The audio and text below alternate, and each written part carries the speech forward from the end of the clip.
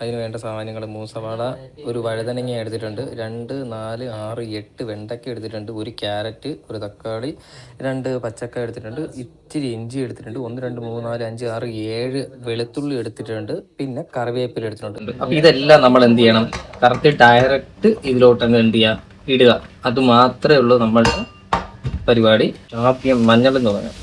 ഉള്ളതെന്ന് പറഞ്ഞാൽ ചില്ലിയാണ്, കാശ്മീരി ചില്ലി, ഗരം മസാല, അതിന് മല്ലി. ഇനി ഇതിൻ്റെ കൂടെ നമ്മൾ എണ്ണ ഒഴിക്കണം കുറച്ച്, അതിനുശേഷം ലേശം ഉപ്പിടണം. ഇനി ഇത് നമ്മളൊന്ന് മിക്സ് ചെയ്തെടുക്കുക.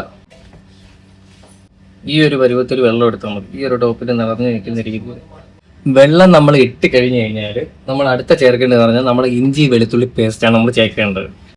എടാ മോനെ, പരിപാടി ഇത്രേ ഉള്ളൂ. ഇനി ഹൈ ഫ്ലെയിമിൽ ഒരു വിസില്, 2 വിസില് മീഡിയത്തിൽ ഓടിച്ചു കഴിഞ്ഞാൽ നിങ്ങളുടെ 95% പരിപാടിയും കഴിഞ്ഞു. പിന്നെ ഒരു ഇൻഗ്രീഡിയൻസ്, അതാണ് ഇതിന്റെ ഹൈലൈറ്റ്.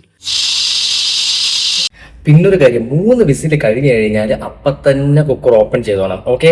പിന്നെ വീഡിയോ കാണുന്നവർ എല്ലാവരും ഒന്ന് ലൈക്ക് ചെയ്യുക. ആരും ഫോളോ ചെയ്യണമെന്നോ സബ്സ്ക്രൈബ് ചെയ്യണമെന്നോ പറയുന്നില്ല, പക്ഷെ ലൈക്കും കമന്റും ഒന്ന് ചെയ്യണം. ഓക്കെ.